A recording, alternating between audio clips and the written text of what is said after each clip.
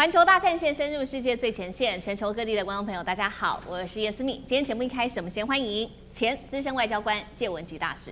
思敏好，各位朋友大家好。時事評論員王尚志，尚志哥。思敏好，各位朋友大家好。資深媒體人彭華幹，幹哥。思敏好，大家好。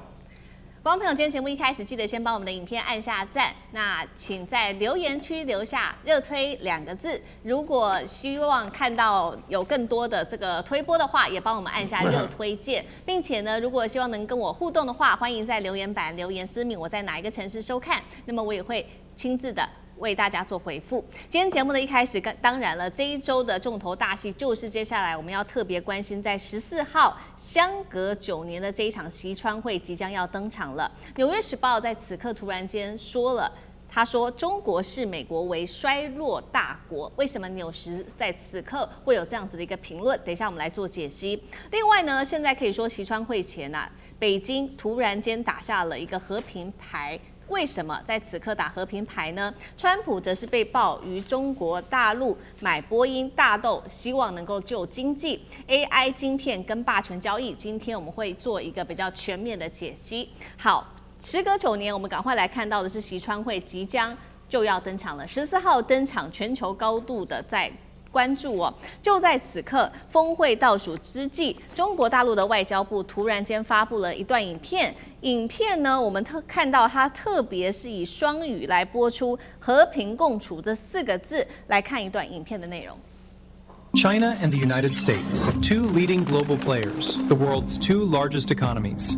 How they interact with each other has far-reaching and global implications. To clash, confront each other, and wear each other down, or engage in sincerity and good faith. 好，我們看到影片不只是大談中美應該和平相處，更是在當中提到了飛虎隊、乒乓外交，還有中美當年一起聯手對抗金融危機跟伊波拉疫情等等，不斷的強調這個中美友好哦，並且喊出地球容得下中美各自發展，成就彼此，也被視為是中國對美國釋出一個友好的訊號。特別比較敏感的事情，我們也來關心到，就是川普在此刻他說我會親自跟習近平來談對台的軍售問題，這個是比較敏感的一個議題。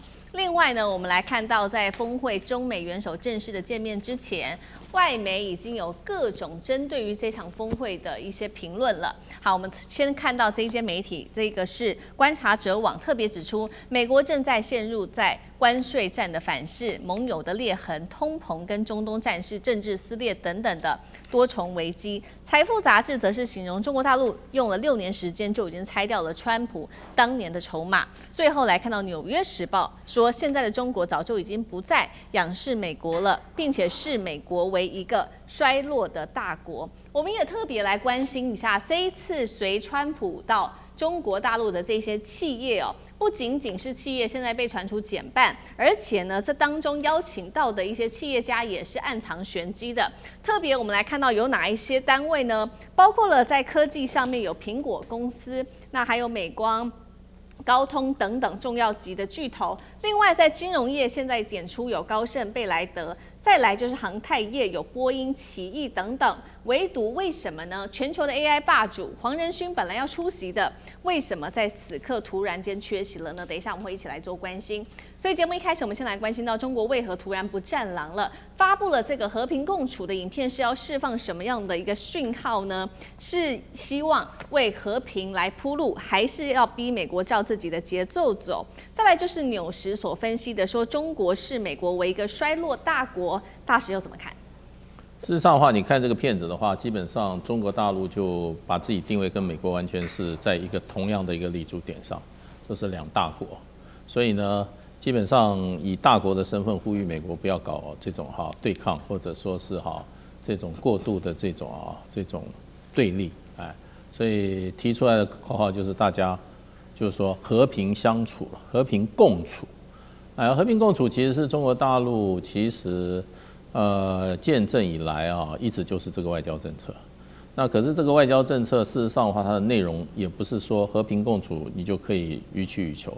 那中國大陸在面臨國家底線的時候，會毫不考慮的出手。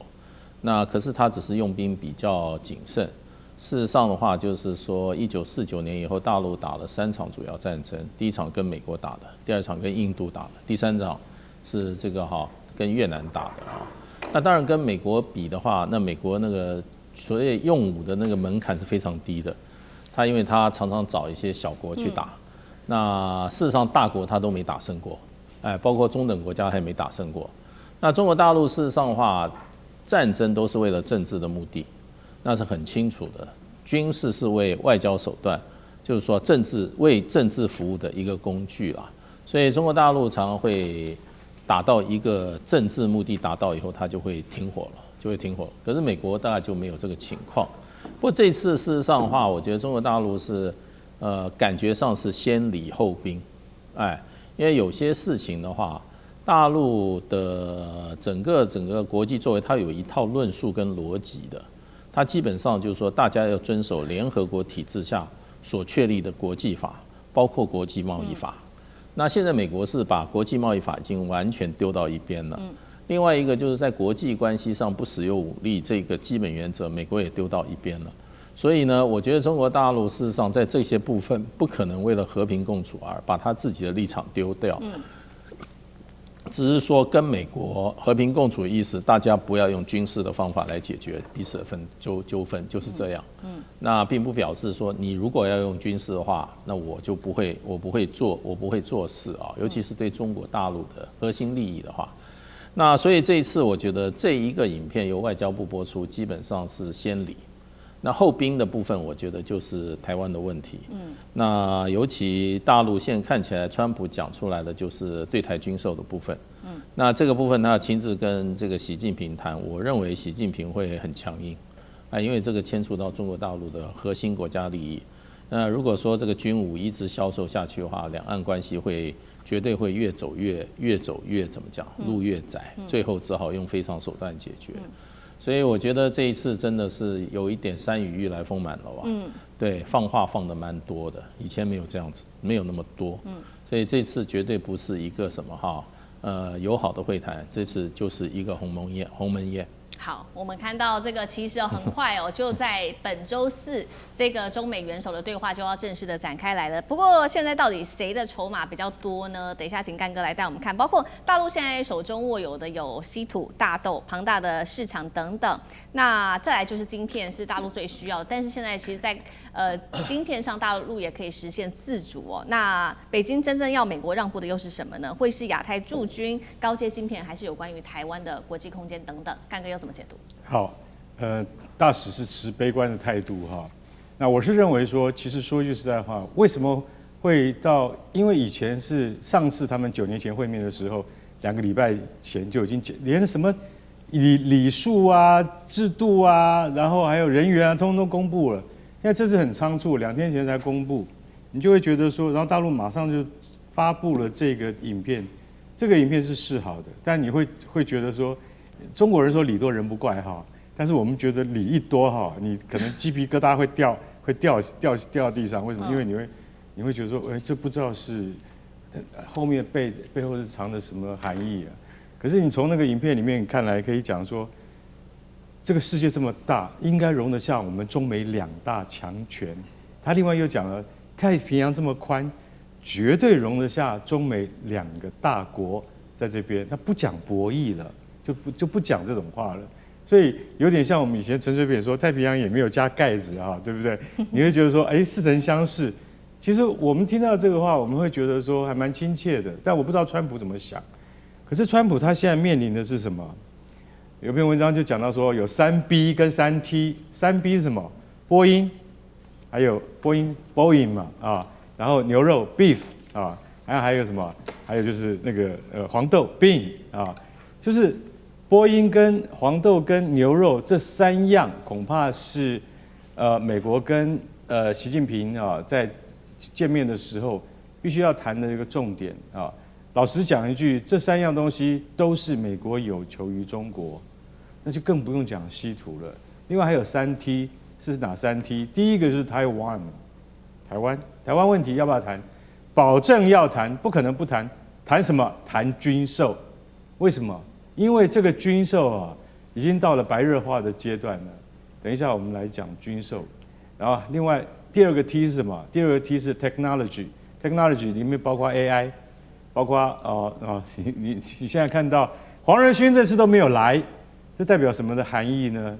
其實黃仁勳他老實講一句，他講得很對的，他說我不是那個一覺醒來還在那個霧裡霧中的那個人，我是一覺醒來之後腦筋最清醒的那個人。你絕對不能夠圍堵中國，你圍堵中國，你是自取滅亡。黃仁勳講得非常清楚，你應該要把它納進來，然後彼此共同的和平競爭。黃仁勳的態度是對的，他說不賣晶片給中國，那你根本對於美國的產業來講，絕對不會是好事。所以 technology 這個部分，還有 AI 這個部分，一定是習近平跟川普要談的重點。那另外一個呢，還有什麼？就是關稅，tariff T。3T， 其中一個就是 tariff 關稅問題，現在目前好像緩解了，但事實上那都是聯動的，因為後面還有稀土問題，還有鋼鐵等等鋁這些問題。我覺得這些問題就不要旁枝末節。我們現在回頭來講 T 的第一個台灣問題，台灣問題其實說句實在話，我覺得川普在這上面他可能會讓步的原因是因為，我們如果要達成協議的話，川普一直講他坐飛機空軍一號要去北京之前，他還講說，我不認為北京會攻打台灣，他始終不是這樣認為。我認為習近平對我來講是一個好朋友，所以他不認為這件事情。那如果川普的基調沒有變的話，接下來馬上在5月之後的140億對台軍售，美國的態度是怎麼樣？北京現在要答案。你是不是這140億台幣的軍售，通通會如數遵照着你們跟美國跟台灣之間的協議？因為你們都已經派了古立言等等人，所有美國在台協會的人來台北這個 argue 說，為什麼你們國民黨、你們這些在野黨都不願意通過執政黨跟我們美國政府的版本等等？那這個其實中國北京都看在眼裡。那現在川普你既然來了，你要怎麼回答我？我今天跟各位點破，那不管是前面的110億或140億，總共1.25兆的軍購都不是重點，重點是美國你是不是還要繼續對台灣採取高調的軍售政策？如果這個政策這個態度不改，我明明知道這些東西都是防禦性武器，但是這就是出於美國你在經濟跟商業利益之外，你還真不珍惜我們中美之間最基本的戰略上的一些共同的認知跟諒解，還有貿易上的夥伴情誼，我覺得這些都是川普必須要深深考慮的。好，那另外一方面，我們同樣問題請教上次哥又怎麼看呢？因為這一次的名單訪問當中，金融、航太、半導體企業都到了，為什麼黃仁勳沒有去呢？黃仁勳沒去黃仁勳沒有被邀請。那當然，以現在全世界來講 ，AI 跟全世界這個企業市值最高就是輝達，怎麼會不去呢？沒有道理不去。白宮為什麼不邀請黃仁勳去呢？所以我講這很清楚、很具體，就表示說，這次在北京，從美國川普的角度，他不談 AI，他不要談 AI，因為我們知道現在這個整個美國跟中國大陸之間的這種競爭關係，尤其在 AI 晶片。美國對中國的碾壓跟壓制是絕對性的。那麼最近就在美國國會當中即將通過法案，就涉及到甚至連 DUV 的這個部分的機器跟維修跟相關的耗材，都要在涉及到美國專利的都不給中國大陸了。所以現在其實對於 AI 晶片方面，美國持續還在下重手所以黃仁勳沒有去，其實是很大家跌破眼鏡，但也就表示說，川普這裡之後已經下定決心了所以這一次當中。AI 可能談一些框架、一些很虛無的東西，但實質的中美之間的關係，包括晶片是不是開放，或輝達晶片要不要進中國大陸，我認為已經排除了我想這裡頭其實很清楚可以看得到。當然這一次川普去主要還是為了他的政治目的。我想大家很清楚，伊朗的問題，剛剛前面也提到的農泰，包括農業訂購、波音。那北京對於美國要的東西很少。你根本不知道北京對美國要什麼，要開放電動車嗎？沒有的啦。所以他其實要的應該就只談台灣問題，北京只要台灣問題要談，其他什麼都不要。所以現在其實從川普來講，這一次的這個企業名單少到只剩下16人，上次29人哦，我們都知道其他國家到北京來說都是帶了一大趴的這個企業團，因為政治外交談完就是企業上了。可是這次川普去，他不是為了美國的企業，他是為他自己。其中選舉跟波灣這一點，所以我們要了解到，現在特別對黃仁勳體現，就是說中美之間這種以科技對抗的戰略，這是沒有任何鬆動的。從美國的角度來講，我贏你中國的，我就要把你繼續壓制你到死。那我現在輸給你的，比如說相關的這些稀土啊，相關的跟科技周邊有關的，那我就趕快追你，然後還一直伸手跟你要，所以也是不留情面的。不过我觉得我们要注意當中，美國跟中國之間，我認為這一次的川習會的對談，美國其實看的都是未來啦，美國不看過去。以我們剛剛看的片子來說，我覺得中國大陸現在有個敘事很重要。中國大陸敘事，我中美跟你的關係，我是站在歷史的全局來看。這個歷史不是中美的未來，還有我站在中國發展的過去，我細數我跟你中美過去友好的過去。所以中國現在有體現一個歷史觀，我認為這次北京會體現跟川普完全不同的。川普就是未來，我下次選舉要什麼，我就是未來。所以可是中國要告訴我的歷史。所以這個歷史當中，我們體現到包括中國跟日本的關係，其實也都是訴諸於歷史的，甚至在追究這件事情。所以我想，這次黃仁勳看似是一個企業團，但是它體現的是一個川普當中的這個架構跟絕對性，跟北京方面習近平的不同也非常明顯了。好，謝謝尚志哥，那我們休息一下，馬上回來。地緣政治、美中之爭、戰略價值。強權崛起，小國生存。現在與未來，洞悉事件走向，掌握世界脈動，全球觀點，盡在環球大戰。